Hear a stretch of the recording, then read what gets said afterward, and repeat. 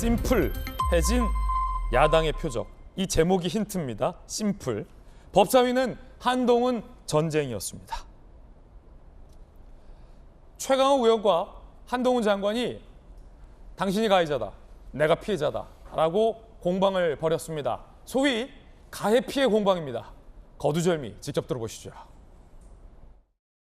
검찰청을 지휘하는 지위에 있는 법무부 장관으로서가 아니라 사건에 직접 또는 간접적으로 관련돼 있는 당사자를 두고 질의와 답변을 이어가는 것이 적절한지에 대해서 문제를 제기하고, 한동훈 장관과 최강욱 의원님의 관계는 다른 이전의 사례보다는 더 직접적이기 때문에 이쯤 되면 이제 무슨 개인적인 원한 감정이 있거나 정권 차원의 무슨 주문이 있거나 하는 건지 아닌지 어이가 없고 기가 막힙니다.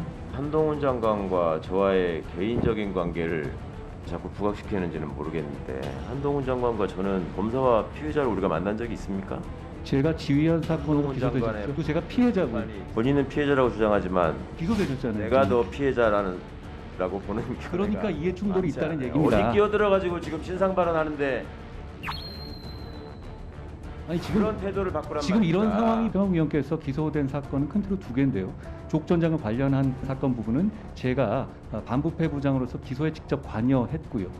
그리고 두 번째로 하지 않은 말, 유시민한테 돈 안 줬어도 돈 줬다고 말해라, 이런 얘기를 허위 사실을 조작해서 퍼뜨린 부분에 대해서 기소돼서 재판 받으시는 거고, 그 사건의 사실상의 피해자는 접니다. 가해자는 최강욱 의원이시고요. 그런데 가해자가 법사위원회 위원의 자격을 이용해서 피해자에게 어떤 충돌적인 질문을 하는 것이 과연 국회법상의 이해충돌 규정에 허용하는 것인지 저는 명확하게 짚고 넘어가 주셨으면 좋겠다는 생각입니다. 지지 않는 한동훈 장관, 최강욱 의원 어딜 끼어들어 가지고 라고 한 장관에게 역성을 냈습니다. 최강욱 의원이 분노했던 이유는 바로 최강욱 의원과 한동훈 장관과의 법률적인 관계 때문입니다.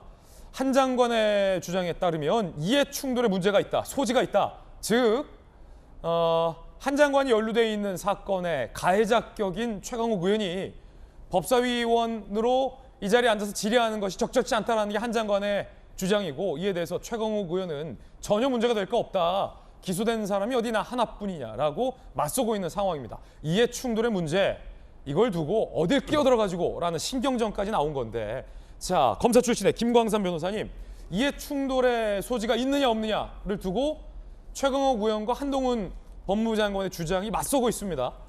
검사 출신 김광삼 변호사님께서 보시기엔 어떻습니까? 근데 법사위가 누가 피해자인지 가해자인지를 가리는 그런 것이 아니잖아요. 그런데 일단 장관하고 그다음에 법사위원 사이에 네가 가해자냐 내가 피해자냐 이런 논쟁이 있는 것 자체가 이해충돌의 문제가 있다는 거예요. 이거 자체가 이해충돌이다. 그렇죠. 이해충돌이 없으면 당신이 피해자고 내가 가해자고, 아니다 내가 피해자다, 이런 얘기가 나올 이유가 없잖아요. 그럼 누가 피해자입니까? 신라젠 취재 의혹 관련해서 최강욱 의원은 재판을 받고 있지 않습니까? 그러니까 법적으로 따지면요, 최강욱 의원은 이미 조국 전 장관과 관련돼서 인턴 허위 증명서로 이미 의원 자격 상실형을 선고받았잖아요. 2심에서. 그다음에 대법원에 계류 중이고, 그다음에 지금 신라젠과 관련된 사건에 있어서 명예훼손을 재판을 지금 받고 있어요. 아직 선고만 남아 있단 말이에요. 그러면 피고인 신분이고 현재. 그렇지만 지금 장관 자체는 사실 저 자리에 오고 싶은 게 오는 게 아니에요. 자기가 법사위를 선택하는 게 아니잖아요. 그렇지만 최강욱 의원은 자기가 선택해서 오는 거잖아요. 법사위에. 그러면 법사위에 있는 국회의원이 재판을 받고 있는 피고인이단 말이에요. 그러면 당연히 피고인이 과연 장관을 향해서 질문을 하고, 경우에 따라서는 대법원의 법원 행정처를 상대로 과연 질문을 하고 하는 게 이게 맞느냐? 이건 상식적으로 제가 맞지 않다고 봐요. 그래서 이게 이제 법 미비적인 측면이 좀 있다고 보는데, 사실 이런 경우에서 자신이 재판을 받고 기소되어 있는 상태라고 한다면 양심상 본인이 회피하는 게 맞죠. 나는 법사위원 맞지 않다, 이해충돌의 소지가 있다. 그런데 본인이 회피하지 않는다고 하면 사실은 이건 재척사유에 해당이 돼요. 그래서 위원회랄지 결정으로 법사위에 갈 수 없도록 이런 조항이 있어야 하는데 현재 그런 규정이 없는 거죠. 그러다 보니까 어떤 정치적 이유 때문에 또 아니면 본인이 굉장히 희망을 하는 경우에 지금 법사위에서 활동을 할 수 있게 이렇게 돼 있단 말이에요. 그래서 이건 제가 볼 때는 이런 어떤 문제가 계속적으로 반복되지 않기 위해서는 회피하든지 제처할 예. 수 있는 그러한 어떤 규정 자체가 필요하다 이렇게 봅니다. 자, 지금 이 장면 자체가 이해 충돌의 소지가 있어 보인다. 최강욱 의원이 법사위 말고 다른 상임위에 가는 게 맞다라는 게 김광선 변호사의 의견입니다. 누가 피해자고 누가 가해자냐라는 논란도 불거졌습니다. 두 분의 설전 다시 한번 들어보시죠. 검찰청을 지휘하는 지위에 있는 법무부 장관으로서가 아니라 사건에 직접 또는 간접적으로 관련돼 있는 당사자를 두고 질의와 답변을 이어가는 것이 적절한지에 대해서 문제를 제기하고 한동훈 장관과 최강욱 의원님의 관계는 다른 이전의 사례보다는 더 직접적이기 때문에 이쯤 되면 이제 무슨 개인적인 원한 감정이 있거나 정권 차원의 무슨 주문이 있거나 하는 건지 아닌지 어이가 없고 기가 막힙니다. 한동훈 장관과 저와의 개인적인 관계를 자꾸 부각시키는지는 모르겠는데 한동훈 장관과 저는 검사와 피해자를 우리가 만난 적이 있습니까? 제가 지휘한 사건으로 한동훈 장관의 기소되셨고 제가 피해자고 본인은 피해자라고 주장하지만 기소되셨잖아요. 내가 더 피해자라는 라고 보는 게 그러니까 이해 충돌이 맞지 있다는 않아요. 얘기입니다. 어디 끼어들어가지고 지금 신상 발언하는데 아니 그런 태도를 바꾸란 지금 이런 말입니까? 상황이 최강욱 의원께서 기소된 사건은 큰 틀로 두 개인데요. 조국 전 장관 관련한 사건 부분은 제가 반부패 부장으로서 기소에 직접 관여했고요. 그리고 두 번째로 하지 않은 말, 유시민한테 돈 안 줬어도 돈 줬다고 말해라 이런 얘기를 허위 사실을 조작해서 퍼뜨린 부분에 대해서 기소돼서 재판 받으시는 거고 그 사건의 사실상의 피해자는 접니다. 가해자는 최강욱 의원이시고요. 그런데 가해자가 법사위원회 위원의 자격을 이용해서 피해자에게 어떤 충돌적인 질문을 하는 것이 과연 국회법상의 이해충돌 규정에 허용하는 것인지 저는 명확하게 짚고 넘어가 주셨으면 좋겠다는 생각입니다.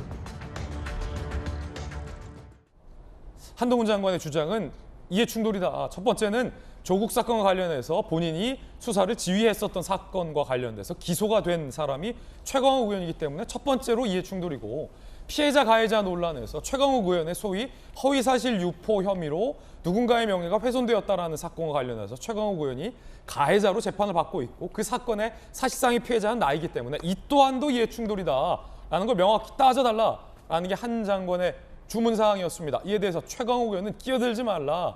이 사건의 피해자는 나다. 그러니까 부당한 혐의로 수사를 받고 있기 때문에 내가 피해자다라는 주장을 하고 있는 겁니다. 맞서고 있습니다. 자, 누가 피해자인가? 여야 의견 들어보겠습니다. 일단은 전재수 의원님, 예.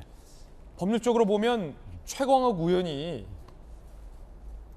피해자인 점은 없어 보이는데 최강욱 의원은 왜 본인이 피해자다라고 주장을 하고 있는 건가요? 구체적으로 최강욱 의원이 어떤 혐의로 그 재판을 받고 있는지 또 수사를 받고 있는지 제가 잘은 모릅니다. 네. 잘은 모르는데 어떻든 이 이해 충돌의 문제는 사실은 이제 그 원내 지도부가 국회의원을 상임위에 배정하면서 빚어지는 문제인데 이것은 사실은 이제 행정부의 수장, 법무부 장관으로서 국회법상의 이해 충돌 문제를 법무부 장관 입으로 이야기할 만한 사안은 아닙니다. 왜냐하면 원내 지도부가 상임위를 배정하는 것이고 거기에 이해 충돌 문제가 있다면 국회에서 여야 사이에 이 상임위 보직과 관련해 가지고 해결을 해야 될 문제거든요. 이건 국회 영역이다. 그렇습니다. 왜 그러냐면 지금 이제 그 국민의힘의 그 조명희 의원이라고 있는데 이분이 지금 과학기술정보통신위원회인가 국토부인가 거기 계시는데 이분이 이제 민간인으로 계실 때 관련 사업을 해가지고 이해충돌 문제가 불거져 가지고 지금 민주당이 국민의힘에 요구를 하고 있거든요. 상임위를 바꿔달라.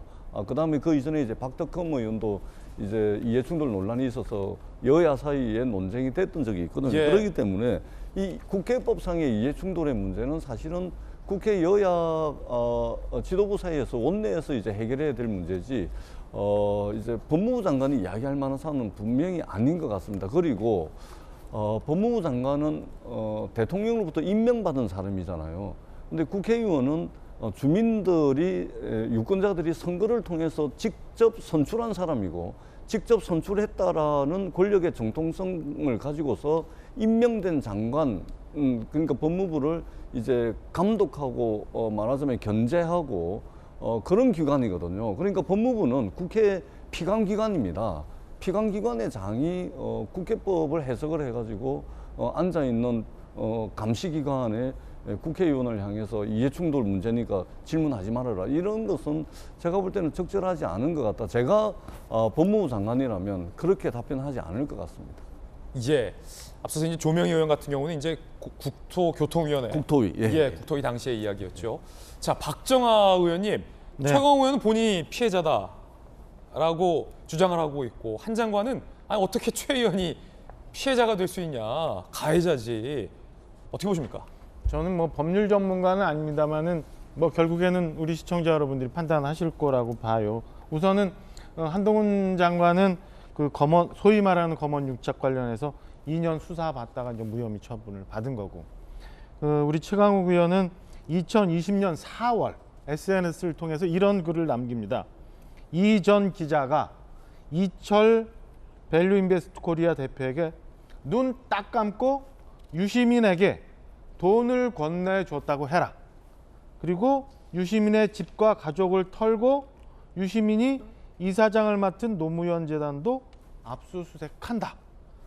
이렇게 돼서 이 허위 사실을 유포했다는 혐의로 지금 재판을 받고 있는 거거든요. 그건 해당 기자가 전혀 한 발언이 아닌데도. 그렇죠. 전혀 관계 없는 상황인데. 그러면은 뭐 이건 결국에 시청자 우리는 판단해보세요. 누가 피해자인지 누가 가해자인지 저는 뭐 분명해질 거라고 봅니다. 최강욱 의원이 가해자다. 아무리 봐도 최강욱 의원이 지금 그러니까 한동훈 장관은 법원 판단을 통해서 검찰 내부도 어쨌든 무혐의 끝났고 수사를 통해서도 그다음에 최강욱 의원은 지금 재판 진행 중이잖아요. 최종심은 안 나왔습니다만 이미 판단에 대한 1심 결과도 나오고 그러면 가해자가 누군지 피해자가 누군지 이 사건을 만들어서 국민들을 호도했던 사람은 누구인지는 저는 분명해진다라고 생각합니다. 두 번째는 이해충돌의 문제가 있어요. 말씀 주신 것처럼 저도 국토위 소속입니다만 어제 우리 국토위가 민주당이 그 이해충돌 문제로 결산심사를 파행을 시켰어요. 그리고는 우리 당한테 당 지도부의 입장을 좀 물어봐 달라고 얘기했는데 저도 이 건에 대해서 똑같이 물어보고 싶어요. 과연 민주당 지도부는 4번 공정 얘기하고 지금 뭐 수사가 잘못됐다고 그러고 정치적인 압박이 있다고 얘기하는데 최강욱 의원을 법사위에 이렇게 보임해 놓는 거는 이해충돌의 문제 없나요? 그럼 저는 민주당 지도부는 이 건에 대해서 과연 어떻게 얘기를 할 수 있는 건지 과연 다른 건에 대해서는 잘못됐다고 얘기하고 내가 걸려있는 건은 문제 없다고 얘기하는 게 지금까지 국민들 피곤하게 만들었던 내로남불의 전형적인 모습 아닌가라는 걸 좀 물어보고 싶어요. 그래서 저는 뭐 민주당 지도부의 이해충돌 문제 그다음에 이 피해자 가해자 논란 이런 것들 다 좀 오류가 있다라는 예. 생각입니다. 여야 의견 들어봤습니다.